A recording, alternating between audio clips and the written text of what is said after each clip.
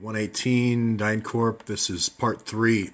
Late breaking news here is Steve Feinberg of DynCorp will be the person to review the intelligence agencies from top to bottom. Well, given that DynCorp's running all the rat lines for harvesting, sex trafficking, and organ harvesting, as well as the virus vaccine combinations, I can only wait to see what Feinberg comes up with. This is all going to be, he knows what's going on because he has the Promise and Palantir software that manages all these rat lines. So that's an interesting development. The other one was interesting is James Alefantis' father, Achilles. It looks like he has a familial relationship with David Petraeus. Even though Petraeus is out for National Security Advisor, it looks like there's a connection there. I also thought Petraeus had an involvement with, I think it was called the Han School. And I worked on this in 2002, 2003. The Han School was in Princeton, and I was there. And they had Muslim kids come in for that. And there was supposedly a pedophile ring that was being run out of the Han School. I don't know if that's true or not. I don't really, as I've mentioned before, I really don't do much in the Pizzagate area, but I'll throw that out for the folks that are following it. Lots of people have sent me stuff about Donald Shalala. One of the interesting developments was looking, when I mentioned the VA, the Health and Human Services Director sits over the National Institute of Health. So she was in charge of that whole genetic stuff, the release of the genetic information over to Craig Ventnor, the Live Forever kind of Book of Life thing that they had going on. Ventnor was being fed NIH data for that.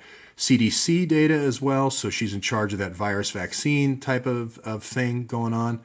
As well as many other agencies within the U.S. government. Those were the two biggies where you could actually leverage the U.S. government to provide research for private profit, basically virus, vaccine development, bioweapons development, as well as genetic development.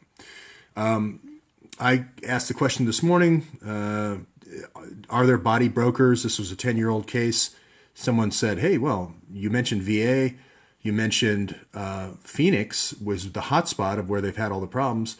And of course, the FBI field office now, there's still some good FBI field offices out there. The counterterrorism takeover of the FBI has not been complete by Mr. McCabe yet.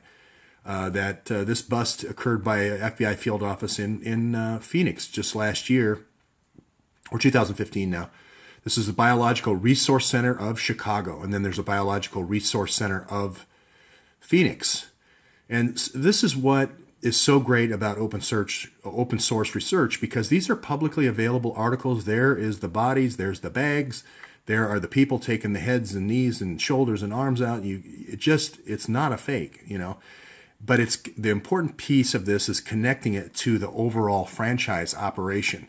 It's like we were taking a picture of McDonald's, watching people take trash out to be burned in the incinerator, and you say, well, this has nothing to do with the other McDonald's operations. It's just a one-off. No, it isn't. This is an operation where these biological resources are being supplied out of Chicago through the deaths from Chicago and being harvested. There's one going to be happening in Miami with the medic share here, and there's going to be one happening in New York City. I can tell you that right now. So out of Brooklyn, well, it already happened. There was already 40 funeral homes. Sheeney's book outlined 40 funeral homes. The money is just too great. The money is too great. And once the body is burned in a cremation, there's no way to look at the DNA. So when you say, okay, I'm going to just cremate the body, the incentive is just an overwhelming for the funeral home.